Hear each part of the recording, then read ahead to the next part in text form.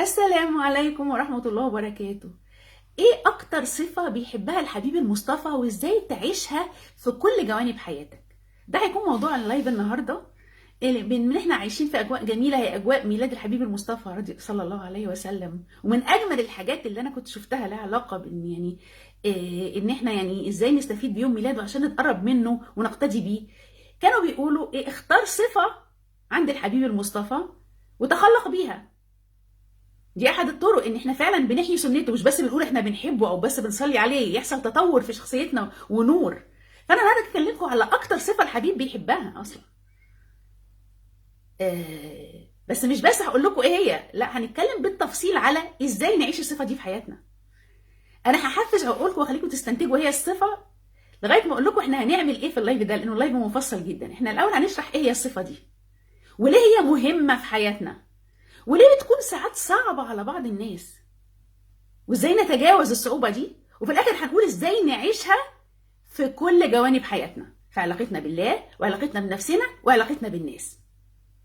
يا ترى استنتجتوا ممكن تكون ايه هي الصفة دي؟ خليني برضو اديكوا كده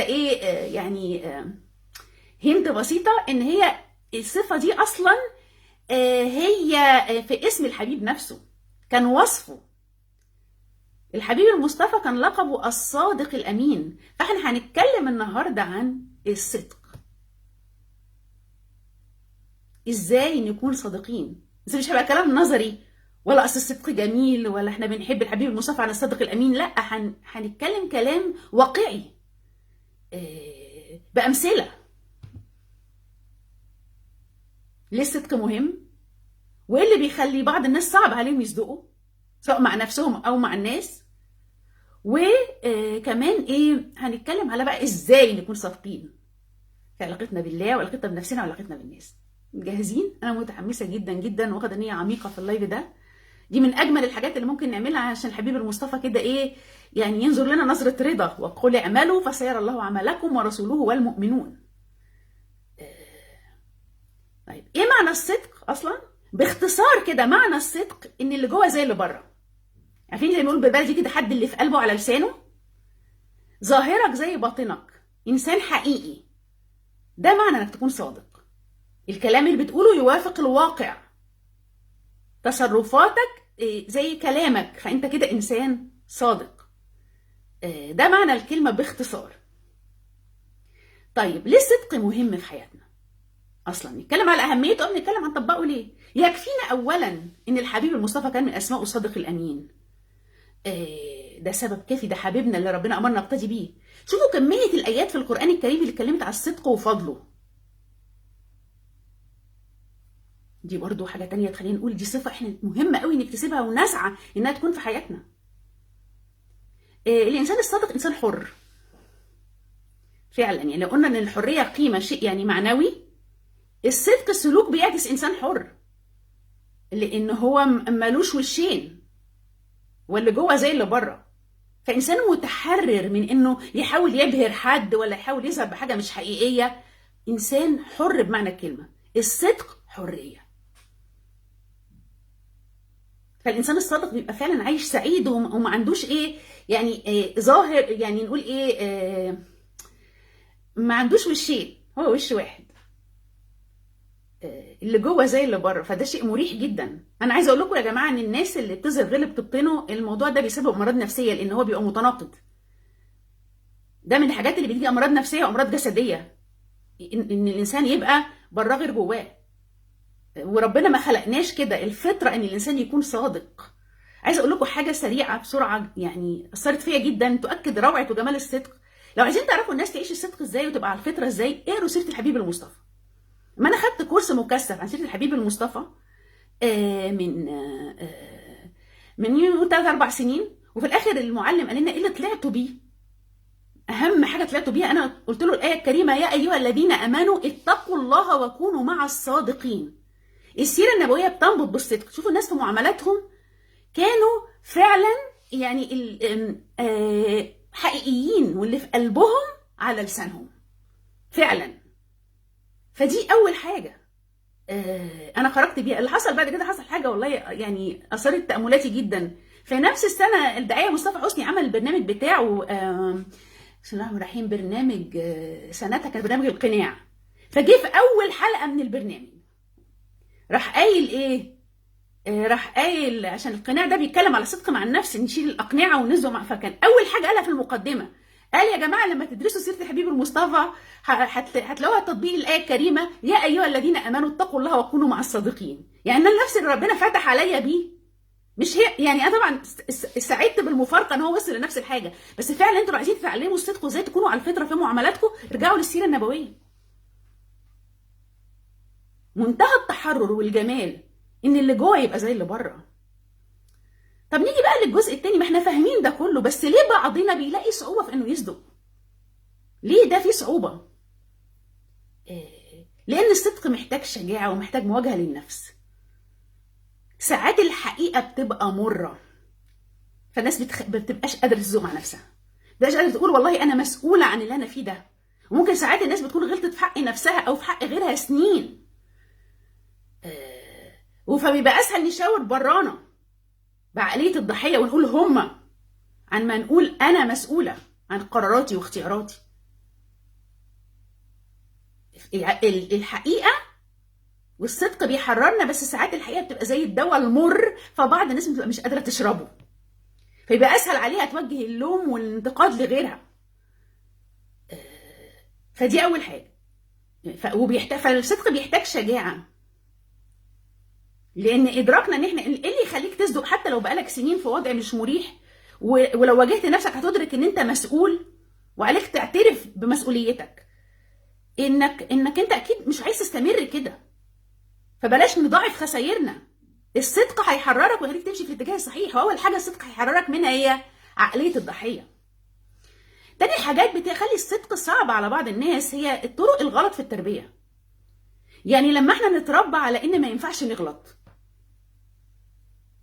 يعني لما الطفل وهو صغير كده لو غلط غلطه اهله يهبوا فيه، فيطلع رافض انه يغلط غلطه، فساعتها لو هو بحكم انه بشر غلط غلطه ما بيبقاش عايز يعترف بيها حتى لنفسه، ولو اعترف بيها لنفسه يبقى محرج يعترف بيها للناس،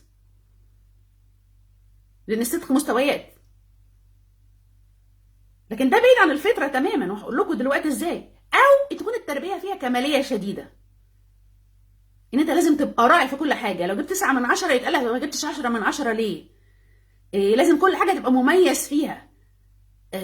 وطبعا ده شيء غير انساني وشيء صعب جدا. ما ينفعش تكون ضعيف في اي حاجه، لازم تكون في كل حاجه قوي. برضو دي حاجه تنافي الفطره، ان ما حدش فينا قوي في كل حاجه نهائي. ربنا في كتابه العزيز بيقول: وخلق الانسان ضعيفا. فكل انسان عنده نقط ضعف بالاضافه ان عنده نقط قوه. مساله ان احنا بنغلط والغلط جزء من فطرتنا، دي حاجه ربنا سبحانه وتعالى قالها لنا في القران الكريم بكل وضوح. اولا القران الكريم حررنا من الجلد الذات، قال لنا بكل بساطه لو الانسان من صفات المؤمنين هم ويدرؤون بالحسنه السيئه، يعني لو غلطوا في حاجه وكانوا مش موفقين يدفعوا الايه؟ يدفعوا السيئه بالايه؟ بالحسنه. يعني يعوضوا، عملنا حاجه غلط نعمل الصح، وخلصت خلاص. الموضوع انتهى عند ربنا، المفروض يكون منتهي عندنا. انما بتكون عشان التربيه كان فيها قسوه، بيبقى الواحد قاسي على نفسه. فالرجوع للقران الكريم والرجوع للفطره السليمه يعلمنا ده. خليني اقول لكم كمان ان اول درس ادم عليه السلام اتعلمه وهو في الجنه قبل ما ينزل الارض، بعد ما ابليس غواه واكل من الشجره، ربنا بيقول ايه في سوره البقره؟ بيقولوا ايه؟ فتلقى ادم من ربه كلمات فتاب عليه انه هو التواب الرحيم. ايه هي الكلمات اللي تلقاها ادم من ربه؟ ربنا سبحانه وتعالى عرفه انك انت بشر، انت حر وانت مختار، اذا انت ممكن تغلط. مش انت ممكن تغلط، انت لازم هتغلط، بس ليك مخرج. انك تستغفر وتتوب الى الله، فربنا برحمته يتوب عليك، يبقى الموضوع خلص. يبقى هنا لما احنا نبقى على الفطره وفاهمين ان ربنا لما يعني ده اول درس ادم اتعلمه قبل ما ينزل الارض، اعرف ان انت بتغلط، ده جزء من بشريتك، فملاذك الاستغفار. فلما انا اكون عارفه ان انا طبيعتي ان انا بغلط، اصلا ربنا خلقني كده، وخلق لي المخرج بكرمه عليا، الاستغفار، او ان انا اصلح غلطي ايا كان. يبقى ساعتها لما انا افهم ده هيبقى ما عنديش مشكله الناس تدق مع نفسي واعترف اني غلطانه. انما التربيه هي اللي بتخلي الناس ايه؟ صعب عليها تعترف. هتعترف ازاي؟ ما هي نهايه العالم انها تغلط. ده اللي اتربوا عليه. كانوا بيتعنفوا جامد لما يعملوا غلطه قد كده، فبقوا لما كبروا بيعملوا كده في نفسهم. ممكن كمان يكونوا بيكرروا نفس الغلطه بدون وعي مع اولادهم، لكن كل ده بعيد عن الفطره. فلما نرجع لكتاب ربنا سبحانه وتعالى بنتعلم ان طبيعتنا ان احنا وضع طبيعي ان احنا نغلط، واللي خلقنا عارف كده، فاللي خلقنا فتح لنا الباب على مصراعيه، صلح غلطتك خلص الموضوع.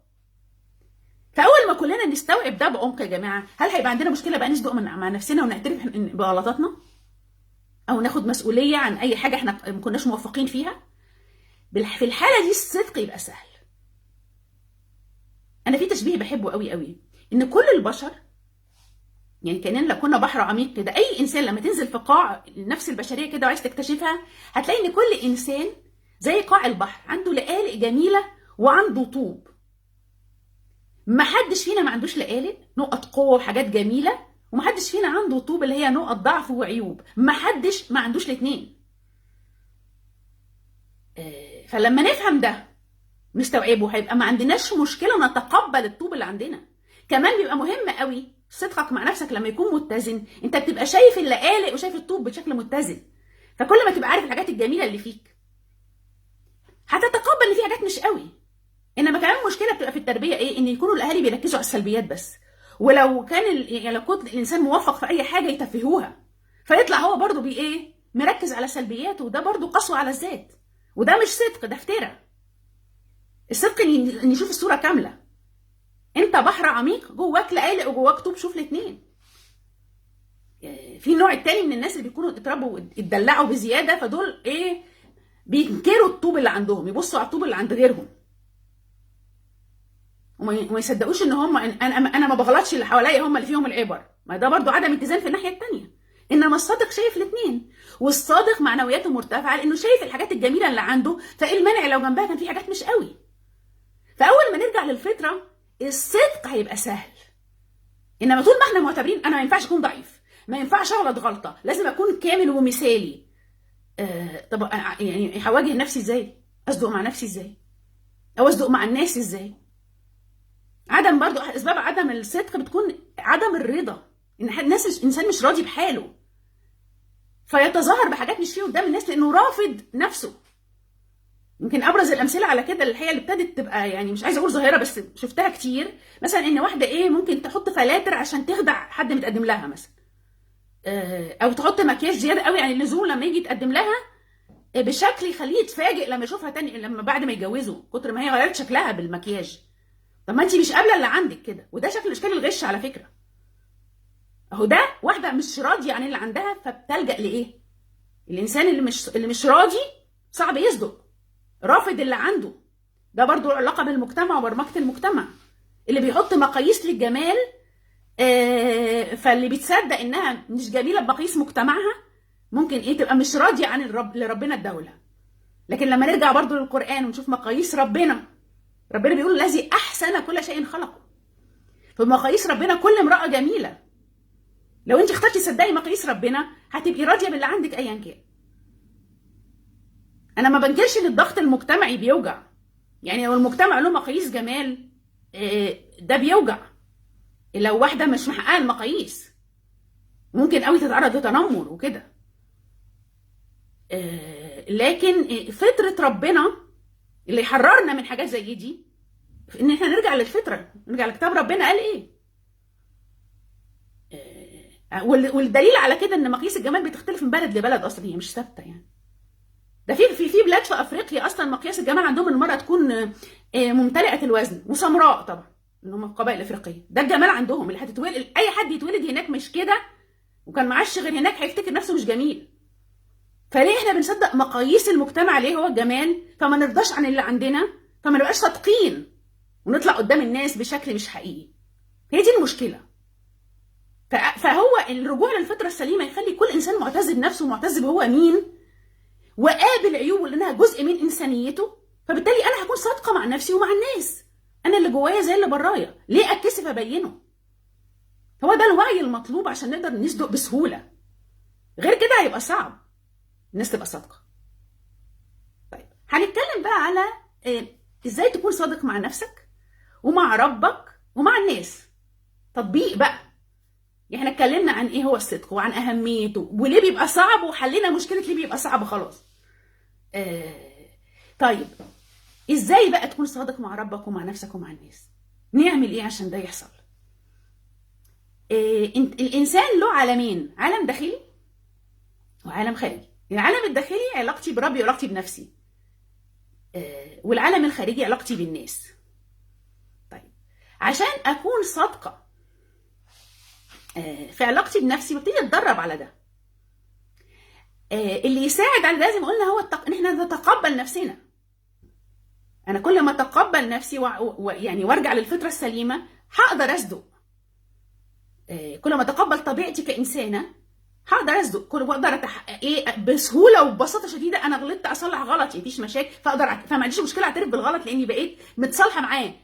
انا فيها مزايا كتير وفيا شويه عيوب، اتصالح معاها واقبلها. وعلى فكره ده تعريف الشخص اللي عنده تقدير ذاتي مرتفع. الناس اللي مش عندهم تقدير ذاتي مرتفع، انا كان عندي سوء فهم قبل كده ان ده معناه ان هم ما فيهمش عيوب. لا طبعا، كمال لله وحده. الناس اللي تقديرهم الذاتي مرتفع هم ناس عارفين مزاياهم كويس قوي، عارفين يستفيدوا منها، وفي نفس الوقت متصالحين مع عيوبهم ونقط ضعفهم، قابلينهم، شايفينهم وقابلينهم. هو كده انسان على الفطره، عايش فطرته. مش ربنا اللي قال في كتابه العزيز وخلق الانسان ضعيفا؟ وفي نفس في نفس الوقت قال ولقد خلقنا الانسان في احسن تقويم. احنا فينا الحاجتين.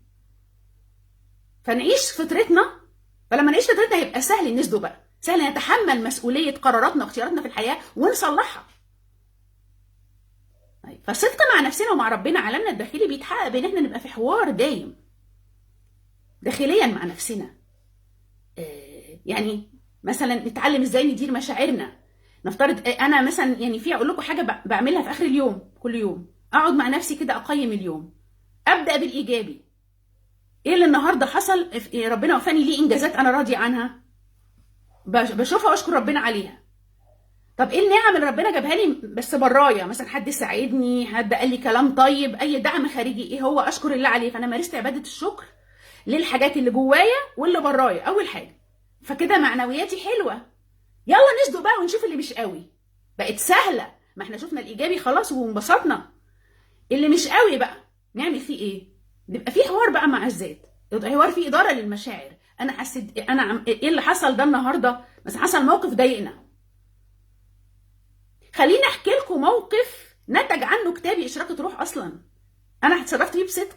دي مثل حي، لان شعور الغيره شعور كلنا بنحسه، بس بعض الناس بتستنكره وتعتبره شر، بس هو كشعور كل المشاعر مباحه. الفكره سلوكنا ايه؟ انا لما كنت بالف كتابي اشراقة روح في 2015 انا كنت بشتغل فيه بشكل عشوائي جدا، اكتب يوم و10 لا، لان انا اكتشفت بعد كده ان كان جوايا خوف ان انشر الكتاب. بعد كده ربنا وفاني ان انا يعني حط في طريقي، عشان بيحبني خلوا بالكم، حط في طريقي واحده صاحبتي نشرت كتابها. انا اول ما عرفت ان انا نشرت كتابها جات لي مشاعر سلبيه جامده جدا. روحت البيت دمي بيغلي، قعدت اتكلم مع نفسي، وكان عندي بقى هنا الصدق اللي احنا عايزينه، الدواء المر. فقلت لنفسي انا غيرانه من فلانه عشان هي نشرت كتابها وانا لا. اول ما كان عندي الشجاعه اعترف بشعوري، الشعور ده اتحول لحافز. قلت طب خلاص، يبقى انا ما دام يهمني الف كتابي، عملت حاجه اول مره اقرر اعملها، اني خصصت وقت مقدس زي وقت الصلاه اقعد فيه اكتب في الكتاب بتاعي لغايه ما بفضل الله اتنشر. فتحولت مشاعر الغيره لحافز. ازاي؟ بالصدق، بالاعتراف بيها. فكانت ميزه. هل انتوا قادرين تشوفوا ان ربنا بيحبني ان احطه في طريق البنت دي؟ انا كنت اصلا ما بشتغلش في الكتاب كويس، كنت يعني يوم او 10 لا. وجود حد من بره استفزني كانت ميزه. بس اللي يحصل ايه؟ ان انا لما جالي الشعور اتكلمت مع نفسي فيه وكنت صادقه في الاعتراف بقى انا حاسه بكذا. فده كانت نتيجته ايه؟ ان الحمد لله الغيره اتحولت لحافز. هو ده الصدق اللي يغير حياتك، صدقك مع نفسك هنا. فاحنا بنمر بحاجات، كل الناس اللي بتحصل اللي بنقابلهم في حياتنا، كل المواقف اللي بنمر بيها خلال يومنا هي رسائل من ربنا سبحانه وتعالى لينا. لو احنا هنبقى واعيين وهنقرا الرسائل هنتطور وهنرتقي. هو بعتهم لنا عشان يطورونا. يعني عايزه اكمل لكم قصه الكتاب اشراقة روح. ان بعد كده انا خرجت، واحده صاحبتي عزمتني على العشاء، ابتدت تسالني على الكتاب، قالت لي يا بنتي يعني الفتي الكتاب ده ازاي وحصل ايه وكده. فانا بكل ثقه بقى، لان انا بعد ما يعني اللي حصل ده انا كنت صادقه معاها اكتر. قلت لها اصل انا حسيت بغيره ناحيه واحده نشرت كتابها، فانا نشرت الكتاب بتاعي لان ده حفزني. عارفين قالت لي ايه؟ قالت لي بصراحه يا انا كنت غيرانه منك ان انت نشرتي كتابك، كنت عايزه اعرف عملتي ده ازاي، بس كنت حاسه بالذنب ان انا غيرانه. فانا اتكلمت معاها قلت لها ان الشعور نفسه مش حرام، كل المشاعر مباحه، اهم حاجه هنعمل ايه لما نحسها. ما هو يمكن انت متضايقه عشان ده حافز، ساعات الانسان بيحتاج يتألم عشان يتحرك. وكأني لما انا صدقت حررتها، خليتها هي كمان صدقت. الصدق معدي يا جماعه. الموقف ده الموقف اللي تلمس قلبي قوي. حسيت ان البنت كانت هي محرجه، هي عايزه تعرف انا عملت ايه جواها المشاعر، بس حاسه بالذنب ناحيه المشاعر. ودي المشكله، لما نفتكر ان مشاعرنا غلط مش هنصدق مع نفسنا ونواجهها. بس انا بقول لكم والله عن يقين ان كل المشاعر مباحه. طب انا عرفت ده ازاي؟ بسرعه برضو من الحته دي، عشان يبقى عندنا شجاعه في الصدق مع نفسنا في مشاعرنا ايا كانت. من القران نفسه. القران نفسه في ايه كريمه بتقول ولا يجرمنكم شنآن قوم الا تعدلوا. شنآن يعني كراهيه.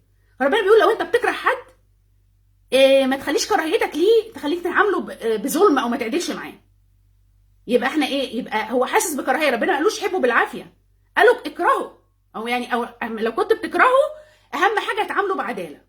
يبقى العبره بايه؟ بالسلوك. هل ربنا حرم الشعور؟ ابدا، ما حصلش. دي اول حاجه. طب في مشاعر بقى على الناحيه الثانيه بقى، البياض الناصع، الحب. حب من رجل وامراه لسه ما تزوجوش. دي ايه في سوره البقره. بتتكلم عن ايه؟ عن لما امراه مطلقه لسه عدتها ما خلصتش، فربنا بيقول للرجال ايه؟ ولا جناح عليكم فيما عرضتم به من خطبه النساء او اكننتم في انفسكم. يعني لو انت معجب واحده مطلقه بس لسه عدتها ما خلصتش، يعني ايه؟ ممكن تلمح. عرضتم به يعني تلمح، او اكننتم في انفسكم يعني ايه؟ تحتفظ بالموضوع لنفسك. علم الله انكم ستذكرونهن. يعني بنقول انا عارف انكم بتحبوهم، هم لسه ما بقوش زوجات، ما اتجوزوش. يبقى احنا نطلع من الايات الكريمه دي بايه؟ ان الحب بين راجل وامراه مش متزوجين مباح، بس العبره بعد كده بالسلوك. قال ايه؟ علم الله انكم ستذكرونهن لكن لا توعدهن سرا الا ان تقولوا قولا معروفا. يبقى شعور الحب بين راجل وامراه مش متزوجين مباح تماما. العبره بايه؟ بس بالسلوك. لا توعدهن سرا. فانا خدت لكم من اقصى اليمين لاقصى الشمال مشاعر، كراهيه مباحه، حب مباح، اي حاجه في النص شعور مباح، ونسيطر على السلوك. فعشان اهم صور الصدق هي الصدق مع مشاعرنا. المشاعر اللي بنحسها طول يومنا اللي بتجيلنا هي اصلا مشاعرنا رسائل من الله، فمش ممكن تكون هي في حد ذاتها غلط. هعمل ايه بقى؟ حسيت بغيره، حسيت بغضب، حسيت بكراهيه، حسيت بشماته، ايا كان اللي حسيت بيه، اعمل بيه ايه لما حسيته؟ دي بقى لعبتي. ده بقى صدقي مع نفسي يخليني اخد الموضوع استفيد منه، زي المثل اللي اديته لكم. كتاب انا معتزه وفخوره وبقولها كتير ان كتابي اشراقة روح 12 بسبب الغيره الصحيه اللي انا حسيتها. ليه كانت غيره صحيه؟ لان صدقي في الاعتراف بيها حولها لطاقه، حولها لحافز اني انجز هدفي للاخر.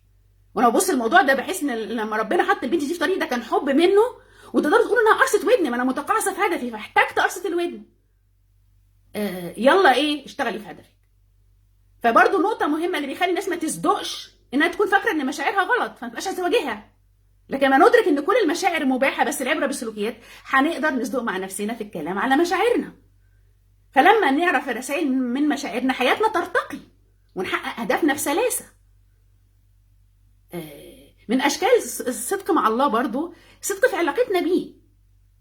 يعني طبعا ربنا سبحانه وتعالى بيحبنا من قبل ما يخلقنا اصلا، لانه وفر لنا يعني هو خلقنا بحب، ابدع خلقنا بحب، وخلق لنا كل حاجه حوالينا. سخر لكم ما في السماوات والارض جميعا منه. هو بيحبنا، ومن صور حبه لينا القران، انه لما خلقناش وسابنا، هو جاب لنا المنهج اللي يسعدنا في الدنيا والاخره.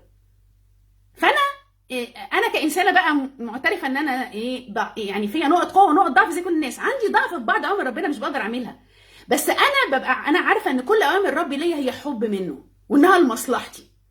طب انا ضعيفه في بعض الحاجات ففروا الى الله. صدقي مع ربنا هنا بقى.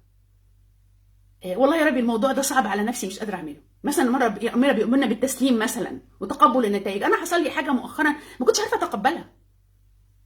مش هكذب على اللي خلقني وعارفني. قعدت افضفض معاه، يا ربي انا الموضوع ده مش قادره اتقبله. فيعني ايه، الطف بيا، هونه.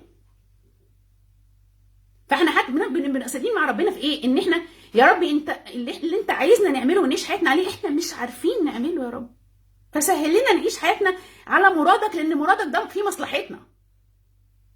يعني انا عايزاكم بس تدركوا حاجه، ايا كانت علاقتكم بالله ودرجه طاعتكم ليه، اعرفوا ان كل حاجه طلبها منا هي لمصلحتنا.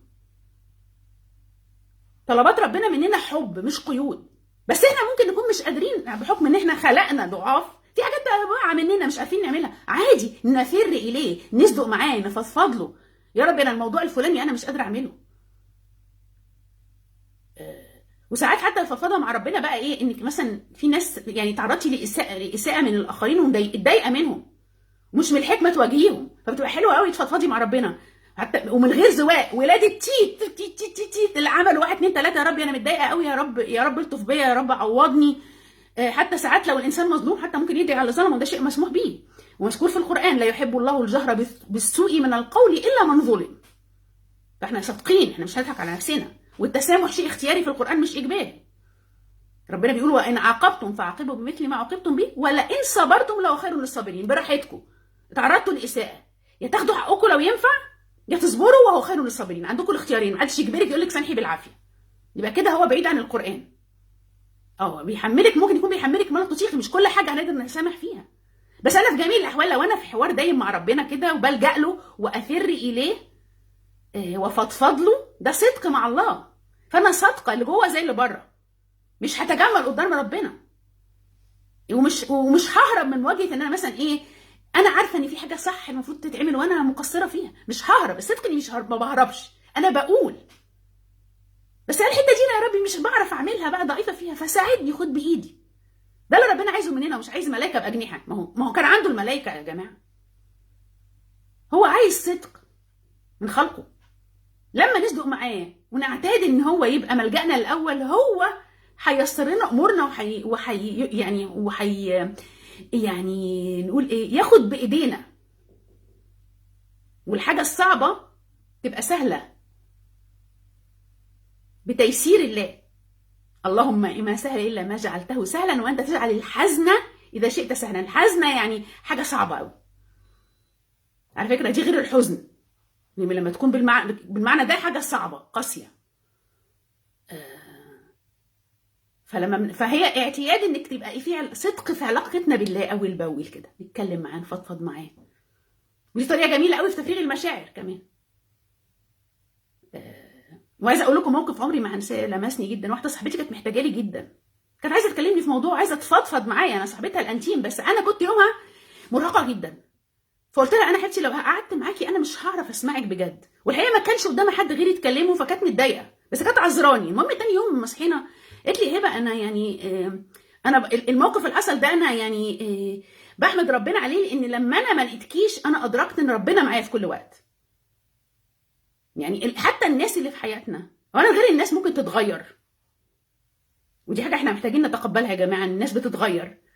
الناس ممكن حتى لو عايزين يدعمونا ما يكونوش قادرين احيانا بحكم ان هم بشر، هيتعبوا هيناموا، لكن بقى لما نعتاد الاستعانه بالله الذي لا تاخذه سنه ولا نوم، اللي معانا طول الوقت، ونصدق واحنا بنكلمه، مفيش زواق يا جماعه، عباده الفضفضه مع الله، اللجوء الى الله اللي في قلب. هنكذب على اللي عارفنا ليه؟ اتدربوا، دي اسهل على فكره طريقه في التدريب على الصدق. ما هو ربك عارفك وعارف اللي جواك، يعني نكذب عليه ليه؟ بنكذب عليه لما بنكون بنكذب على نفسنا، لما نكون رافضين حقيقتنا، مش عايزين نعترف ان عندنا عيوب او ضعف. وانا كلمتكم ازاي ده يتعالج فوق، وان ده بعيد قوي عن فطرتنا كبشر. فاول ما نتصالح مع ان ده طبيعي ودي فطرتنا، عادي بقى نعترف ونبقى صادقين في علاقتنا بالله. تمام. طبعا من نتيجه ان احنا نكون صادقين في علاقتنا بنفسنا وعلاقتنا بالله، ان احنا حبنا لذاتنا هيزيد. يعني ده نقول الصدق وحب وتقدير الذات كده ايه، يعني متضفرين في بعض. انا مش عارفه اقول لك مين فيهم بيبدا قبل التاني، هما مع بعض. ما انا عشان ادير، ما هو حب الذات بيتطلب انا هسمع نفسي واتكلم مع نفسي على مشاعري مثلا، او هحط حدود في علاقاتي، ده يتطلب مني صدق. عشان اقدر ادير مشاعري محتاجه اصدق مع نفسي، اقول انا حاسه بكذا. فتلاقوا ان الصدق مع الصدق وحب الذات بيوصلوا لبعض كده. فكل ما تصدقي مع نفسك كل ما هتحبيها اكتر وتحترميها اكتر. عشان كده انا حاطه لكم في وصف اللايف ده كتاب الكتروني ربنا فتح عليا بيه، اللي هي 37 خطوه تقدر تدي نفسك بيها درجات على درجه حبك وتقديرك لذاتك في نور القران الكريم واسماء الله الحسنى، من منظور قراني بقى، ومتقسمه نصين: العالم الداخلي علاقتك بنفسك وربك، والعالم الخارجي علاقتك بالناس. لو انت بتحب نفسك هتكون علاقتك بنفسك يعني محوله كلمه حب الذات لعادات وافعال نعملها، مش مجرد كلام نظري. مثلا انا بحبني، يبقى وضع طبيعي ان انا ايه، هعمل وقت مقدس امارس فيه حاجات انا بستمتع بيها. هسمح لنفسي كده، هدي نفسي الحق ده عشان انا بحبني. هعتني بصحتي عشان بحبني. هختار كل ما في قراراتي في حياتي هختار لنفسي احسن حاجات عشان انا بحبني، عشان انا استاهل الافضل. ده نتيجه حد بيحب نفسه. بحب نفسي فهبقى يعني ايه عارفه نقط قوتي وبحسن الاستفاده منها ومتقبله عيوبي، ولما بغلط بسامح نفسي بسهوله واصلح غلطي بسرعه. كل دي صفات حد بيحب نفسه، بس كل ده عايز صدق. يعني الموضوع ده لو هتمارسوه هتلاقوا نفسكم صدقكم هيزيد، او لو صدقتوا ده هيحصل. يعني هم فعلا انا مش عارفه اقول لكم ايه اللي فيهم بيبدا بس الموضوعين الصدق وحب الذات مرتبطين جدا ببعض. طيب الجزء الثاني بقى، وده بقى الكتاب بقول لكم متقسم قسمين: قسم عالمك الداخلي وعالمك الخارجي. لو انت صادق في معاملتك مع الاخرين تعمل ايه؟ ده اللي هنتكلم فيه دلوقتي بقى. انا حاطه لكم في الكتاب برضو شويه حاجات تدوا نفسكم عليها درجات، منها مثلا ان انا يكون عندي القدره اقول لا بس بلباقه، يبقى عندي ذكاء اجتماعي بس اوصل اللي انا عايزاه برضو. لو حاجه ما تناسبنيش اقدر اقول لا، لان انا مش هاجي على نفسي. زي ما اديتكم مثلا مع صاحبتي، يعني انا ما كنتش قادره فعلا بس فما جيتش على نفسي. وربنا ما يرضاش ان احنا نيجي على نفسنا يا جماعه ابدا، تبقوا فاهمين غلط. نفسك الاول، وبعدين تقدري تساعدي غيرك لما تساعدي نفسك، عشان حتى يبقى عندك طاقه تساعديهم على الاقل يعني. فدي نقطه مثلا فانك مساله انك عندك القدره تحط حدود في علاقاتك، عندك لباقه بقى في التعامل بس بصدق. دي بقى الحاجه المهمه. احنا مجتمعنا يا جماعه للاسف مليان مظاهر للنفاق، والنفاق عكس الصدق. عشان انا قلت الصدق معناه ان اللي جوه زي اللي بره، النفاق عكس، انا حاسه بحاجه بقول غيرها. فعشان اتدرب ان انا في معاملاتي اكون صادقه، ما اقولش حاجه انا مش حاساها من جوايا خالص. يعني لو انت شفتي واحده شفتيها وانت مش بتحبيها قوي، ما تقولهاش ازيك يا حبيبتي وحشتيني، ما هو كده ده نفاق. قولها اهلا وسهلا، اخبارك ايه. بلاش اقول حاجه انا مش حاساها من جوايا او حاسه بعكسها، ده نفاق على طول. واحنا عايزين نبقى صادقين في معاملاتنا. بقول لكم لو رجعتوا للسيره النبويه هتشوفوا ده باروع صوره. لكن في نفس الوقت يا جماعه طبعا في مقوله بتتقال مهمه جدا، ان بين كل فضيلتين، يعني بين كل حاجتين وحشين، التوازن صفه حلوه. يعني الصدق وسط بين الكذب والوقاحه. مش معنى ان انا صادقه بقى ان انا اقعد انتقد الناس بغلاسه او غلس عليهم. انا بقى صادقه، فمثلا لقيت واحده صاحبتي لابسه حاجه مش عجباني واقول لها ايه القرف اللي انت لابساه ده؟ لا طبعا مش ده المقصود طبعا، لان ربنا في كتابه العزيز برضو قال قال قولوا للناس حسنا. فانا عشان اجمع بين اني اكون صادقه في معاملاتي واللي في قلبي على لساني، وفي نفس الوقت اقول للناس كلام طيب، بقيت اللي بعمله ان انا بدور الناس على حاجات عجباني بجد اقول لهم عليها. يعني بشوف واحده صاحبتي مثلا اقول لها والله طرحتك جميله قوي، بتكون عجباني بجد. لو شنطتها مش عجباني هسكت، مش هقول لها شنطتك حلوه، لكن هدور على حاجه تسعدها انا حاساها من جوايا، فابقى جمعت بين الحاجتين. برضو حته جبر الخواطر واسعاد الناس حاجه مهمه وحاجه ترضي ربنا جدا. فحاول يعني ان احنا نسعد غيرنا، نكون سبب في اسعاد غيرنا ونقول كلام طيب، دي حاجه كبيره قوي عند ربنا وحاجه تسعد الناس. مش متخيلين يا جماعه انتوا ممكن تغيروا حياه بني ادم بكلمه داعمه تقولوها له. اللي انا بقوله بس ان الكلام ده يكون صادق يا ريت. يعني ما تبقاش هي الحاجه مش عجباني وانا اقول عكس اللي في قلبي. هو ده احنا كده بعدنا عن الصدق في المعاملات. كل المجاملات بقى اللي في مجتمعنا الغريبه، اللي هي يعني مثلا تروحي ضيفه عند، ودي بقى الطريقه يعني انا بنزعج من الحاجات دي. يعني انت رحتي مثلا ضيفه عند حد، فتقول لك اتفضلي اقدم لك وتقعد تتحايل عليك انك تتفضلي، وهي من جواها مش عايزاكي تتفضلي، ولو اتفضلتي ممكن بعد ما تقول ايه قليله الذوق دي اللي خدت كتير مثلا. انا وانا صغيره حصل لي كده، كنت مع ماما عند ضيوف، فالست بتقول لنا خدوا، فانا ببراءتي لسه انا الحقيقه عجباني براءتي دي، صدقتها. اتاريها هي بتقول حاجه غير اللي في قلبها، واحنا المفروض احنا نعرف ده لوحدنا. فعارفين اللفه دي كلها ليه؟ يعني ما يعني انت قدمتي الحاجه، ما تقوليش تتحايلي على الناس ياخدوا منها وانت من جواكي مش عايزه ده. ما تعمليش حاجه، ما تبينيش حاجه بره وجوه غيرها، من الاخر كده بعدنا عن الصدق. الا يا جماعه في حاله واحده بس، لو عملت عكس لو قلت كلام عكس اللي في قلبي في التعاملات، يبقى عمل صالح. امتى؟ في جبر الخواطر بس. مثال، يعني مثلا لما دي عشان كده بتتقال مثلا ايه، يقول لك الكذب مباح بين الزوجين. لو مثلا ايه الزوج جاي يقول لمراته انت بتحبيني، وهي في اللحظه دي مش حاسه انها بتحبه، بس هو محتاج يسمع منها الجمله دي هنا بس. لو قلتي غير اللي في قلبك يبقى صح، لانك بتجبري بخاطر بني ادم، ولو قلتي اللي في قلبك هتوجعيه. وكمان ما فيش ضرر من انك تقولي غير اللي في قلبك. يعني كمان هو انت يكون غلط نقول، يعني ما نصدقش لو في ضرر، مثلا زي حد يشهد زور في المحكمه، ده ضرر. انما واحده هتجبر خاطر بني ادم، او العكس، زوجه مستنيه من جوزها كلمه حب مثلا، وهو في اللحظه دي مش حاسس بكده، بس يجبر خاطرها، في الحاله دي بس ممكن يبقى اللي في قلبي حاجه وعلى لساني حاجه تانية، لاني اسعدت بني ادم. من امثله برضو اللي ممكن ايه، ساعات الاطفال بيحتاجوا تقدير من اهاليهم. مثلا ايه يجوا مثلا حد مثلا بنتك او رسمت رسمه، ما تيجي تقول لك يا ماما ايه رايك في الرسمه دي، خليكي كأم ذكيه، هي محتاجه منك تقدير ما دام جات لك برجليها وسالتك. حتى لو الرسمه مش عاجباكي قولها حلوه يا حبيبتي، تساليها عن تفاصيل وبيني اهتمام، طب انت عملتي ده ازاي، طب انت عملتي ازاي، ارفعي تقديرها لانها محتاجه منك تقدير، عشان كده جت تسالك. خلوا بالكم من الحته دي. على النقيض بقى، عشان اكمل اغطي الموضوع صح مع الاطفال، الاطفال على الفطره، فما ينفعش نجامل طفل. يعني لو هو ما كانش محتاج مننا دعم، احنا ما نبالغش في مدحه، احنا نصدق مع الاطفال، لان هم هيقرونا. هتجاملي طفل هيبقى كشفك، لانه على الفطره ما بيضايقش عليهم.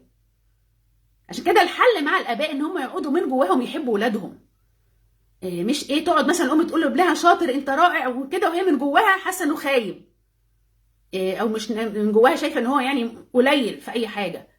لو هي شايفه ده من جواها وبتجامله، هو مش هيصدقها الا لو هو طلب التقدير من نفسه. احنا بنقول كلام غير اللي في قلبنا لو اللي قدامنا طلب التقدير، ايا كان بقى كبير او صغير، طلب محتاج يسمع مننا الحكايه دي، فعشان نجبر خاطره ونسعده ممكن نقول حاجه عكس اللي في قلبنا، غير كده ما ينفعش. الحاله الثانيه اللي يباح فيها ان ما نقولش الصدق، الاصلاح بالمتخاصمين. اتنين اتخانقوا مع بعض، انا كانت دي حصل الحمد لله، ربنا ييسرني لعبت الدور ده. كانت اتنين اعرفهم، كل واحده شتم الثانيه باشنع شتايم، بس ما سمعوش بعض. فانا رحت لدي قلت لها دي بتشكر فيكي جدا، ودي بتشكر فيكي جدا، وسبحان الله يا جماعه، انا لا بحب الكذب ولا بعرف اكذب ولا بطيء الكذب اصلا ولا بطيء النفاق، ولما احس ان حد بينافقني بتخنق. يعني انا من النوع ما بحبش الحاجات دي خالص، وفي ناس قطعت علاقتي بيهم عشان كنت بحس ان هم مصطنعين. لكن عشان الموضوع اصلاح، عرفت اكون مقنعه، عرفت اسبكها، صدقوني وتصالحوا الحمد لله. فده برضو يبقى هنا دول الاستثنائين الوحيدين اللي يخليني يبقى في قلبي حاجه واقول غيرها، او تبقى الحقيقه حاجه واقول غيرها. يا اما اصلاح بين ناس متخاصمه، يا اما ان حد محتاج مني جبر خاطر وجي طلب مني جبر الخاطر، سالني عن حاجه هو مستني اجابه غير اللي في قلبي، انا اقول له اجابه غير اللي في قلبي عشان هو محتاج ده مني. ومساله انكم تدوروا في ايجابيات في الناس وتقولوا لهم عليها، هتبقى سهله قوي لو انتوا بتعاملوا نفسكم كده. ما احنا اللي بنقدر نعمله مع نفسنا بنقدر نعمله مع غيرنا. اللي بيحب نفسه بجد بيقدر يحب غيره، اللي بيعرف يتعاطف مع نفسه بيعرف يتعاطف مع غيره، اللي شايف مزاياه بسهوله قوي هيقدر يلقط مزايا في غيره فيقول له عليهم، فيبقى صادق وفي نفس الوقت بيسعد الناس، مش منافق، هو شايف الحاجه من جواه بجد. انا حصل لي موقف اثر فيا قوي وانا في الجامعه، ان كنت بدرس ماده علم النفس، وده كان في الجامعه الامريكيه، فهم نظامهم في التعليم مختلف، ان هم اهم حاجه عندهم المهارات العقليه، مش مهم المعلومات. فما دخلت الامتحان انا كتبت عكس الكتاب خالص، بس ابدعت في ايه؟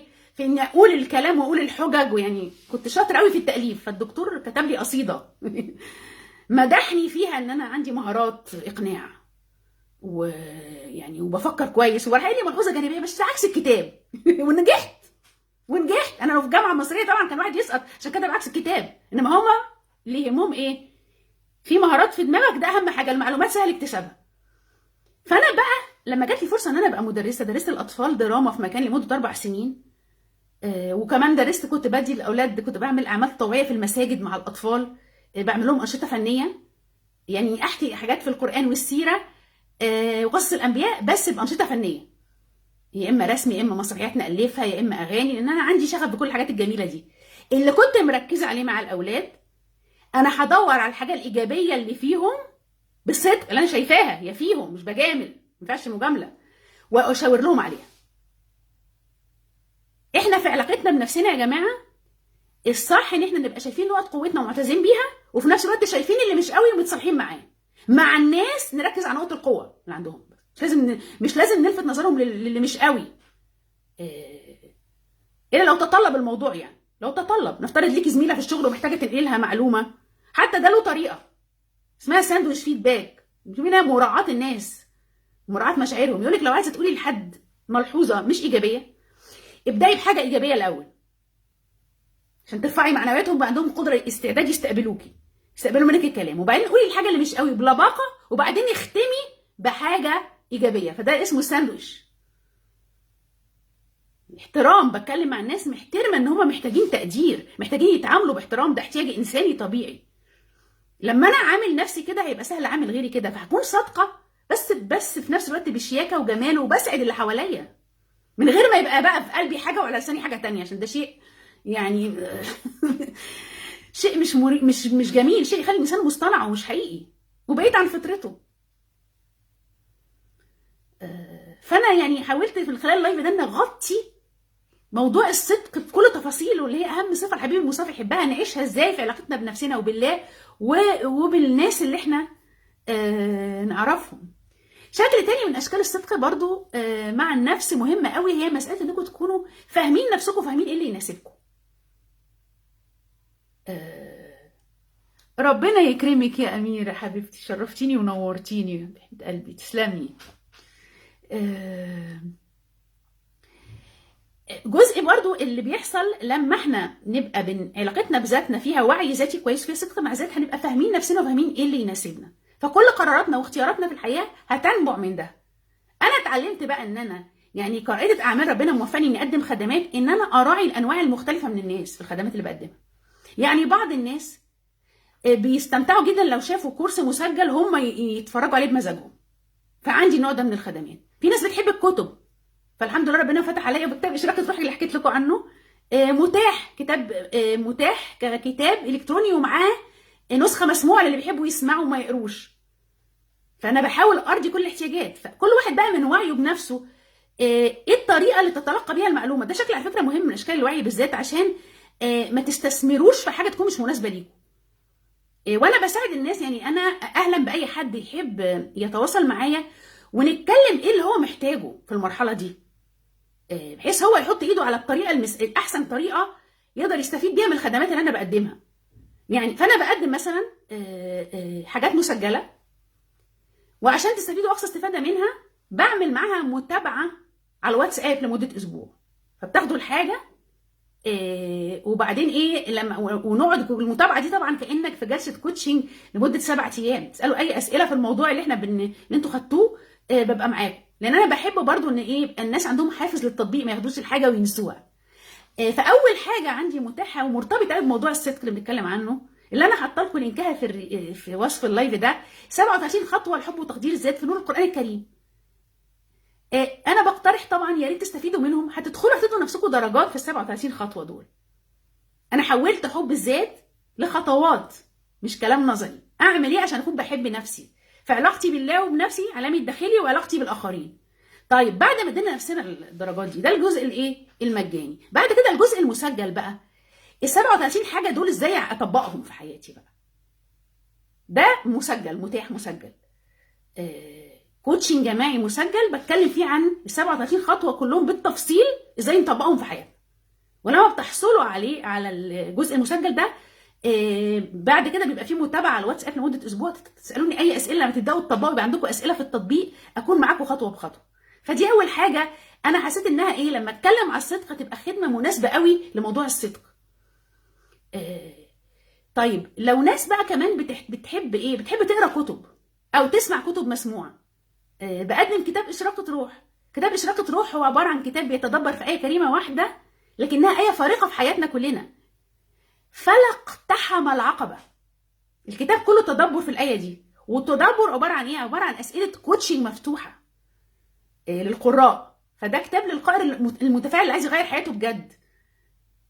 بتحصلوا على الكتاب بتلاقوا الاسئله بتجاوبوها، ومع الكتاب بقدم لكم جلسه كوتشنج هديه عشان ارد على بعد ما وصلتوا جاوبتوا على الاسئله اساعدكم اكتر في ان الحاجه اللي وصلتوا لها توصلوا فيها لحلول تسعدكم فعلا، تبقى حاطين ليها خطه واضحه والرؤيه واضحه في الموضوع ده.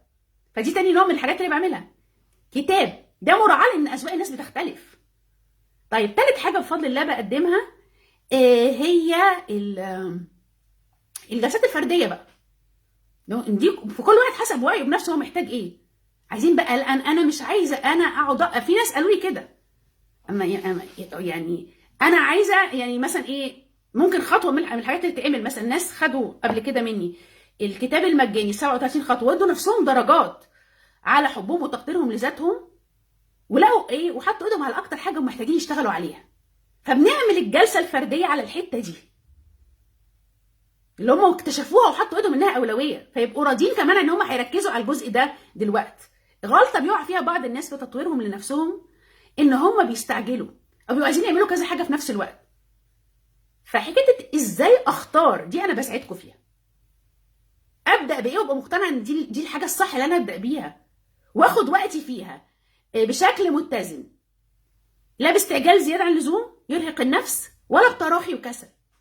التوازن ده بس. فانا طبعا لقيتنا في اجواء جميله هي ميلاد الحبيب المصطفى. انا مقدمه عروض خاصه على كل خدماتي سواء كتبي او كورساتي المسجله او جلساتي الفرديه لغايه اخر سبتمبر. فانا يسعدني طبعا انكم تستفيدوا بالفرصه دي، واكون سعيده ان انا اكون معاكم في رحله ارتقائكم باي طريقه تناسبكم. واول خطوه بقترحها عليكم الحاجه اللي انا حاطها لكم في وصف اللايف 37 خطوه حب وتقدير الذات. هي اهم حاجه، اهم حاجه تساعدك على انك تكون فعلا عايش حياتك باستمتاع، فاهم نفسك فعايش حياتك بطريقه ترضيك وتسعدك، تحقق اهدافك بسلاسه، صادق مع نفسك بحب، ودي اهم جزئيه. عايش على الفطره التي فطر الناس عليها، فبكده باذن الله تضمن سعادتي الدنيا والاخره. اشكركم جدا على تشريفي بمشاهده اللايف ده، ويسعدني الرد على اي اسئله او تعليقات عندكم. وافتكروا دايما ان حياتك بالقرآن اجمل. السلام عليكم ورحمة الله وبركاته.